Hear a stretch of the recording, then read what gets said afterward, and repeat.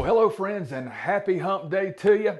I do hope that you are trusting and believing God for great things all day long today. Hey, welcome to Wednesday's edition of Take 5. Now, this week we're dealing with a subject that I preached on Sunday. That message was entitled Peculiar People at Home.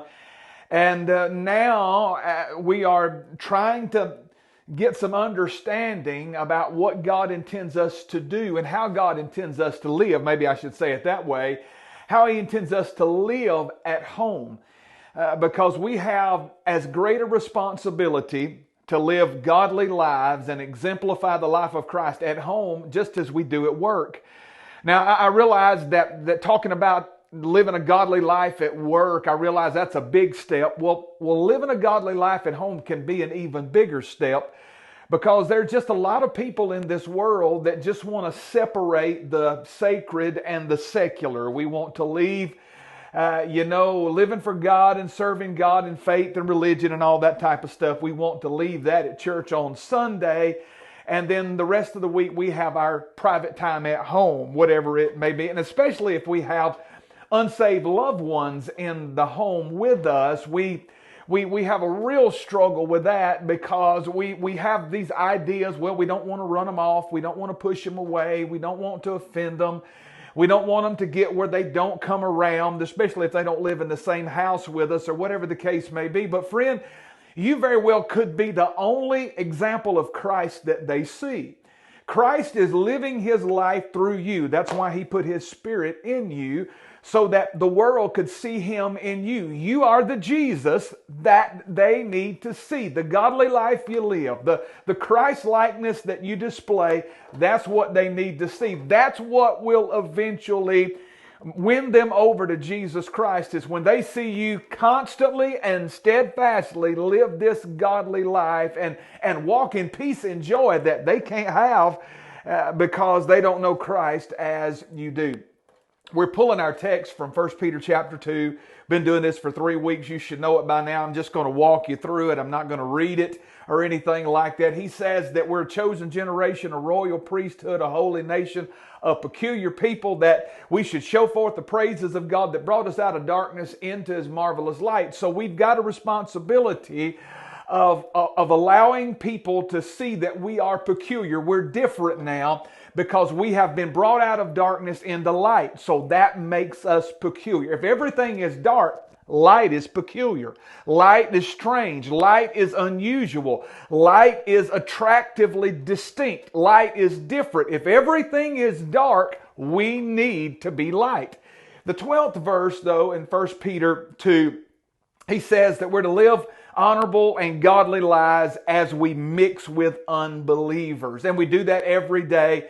And a lot of us do it with family and friends and neighbors at home, close to us, and even in our hometown. And we have a responsibility to live a godly example in front of them. We should want to do it. We should long to do it. We should strive as hard as we can with everything that's in us to do it, because that's how people are going to see Jesus. It's through you and me, friend. That's how it's going to be. Now, we've called this message Peculiar People at Home, because we have the responsibility to exhibit Christ-like lives before our unsaved family and friends and neighbors. We don't get to let our hair down when we get home. We've got to live Christ-like even there. Now, remember, home, we defined it as this: family or friends near to you by relation or love. So it's not just mamas and daddies and grandchildren and children and siblings and aunts and uncles and it's not that. It's people that are near to you, people in your hometown. Sometimes it's people that live under the same roof with you. Sometimes it's people that's just real close to you. Whatever the case, we have the responsibility to live that life to win them to Jesus Christ. I actually believe that's really should be our first responsibility. If you don't win anybody else to Jesus Christ, and Lord knows we should, but if you don't win anybody else to Jesus Christ, live to win your family to Jesus Christ. Now, Jesus knew something about having family actually living at home with Him that didn't believe. He had 4 brothers we read about in Mark 6. Their names were James and Joseph, Simon and Judas, and he had two sisters that the Bible didn't name. And he knew very well what it was like to have unbelieving family and friends. He knows what it's like to have his own hometown think he's a heretic. Let me tell you something. When the Bible said that Jesus is touched by the feelings of our infirmity, that he knows what we feel like, he absolutely does, my friend. Everything that you've ever experienced, he has experienced it. He understands, and from his life we can learn so much. I want to read to you from John 7 and get some information into our heads about his brothers real quick. John 7 verse 1 says, after this, Jesus went around in Galilee. He did not want to go about in Judea because the Jewish leaders were looking for a way to kill him. But when the Jewish festival of tabernacles was near, Jesus' brothers said to him, leave Galilee and go to Judea so that your disciples there may see the works that you do. Now, already I can tell you that his brothers aren't favoring him at all, because Jesus doesn't want to go to Judea because the Jewish leaders were looking for a way and a reason to kill him, and his brothers are making this wise guy suggestion, hey, why don't you go to Judea and let your disciples see you there? Let me tell you something, friend. They're not on his side. Making that suggestion, they're not on his side. No one wants to become a public figure, they said, and act in secret. Since you're doing these things, show yourself to the world. And here's the verse, man, that'll just tear out your heart. Verse 5 said, for even his own brothers did not believe him. Isn't that something?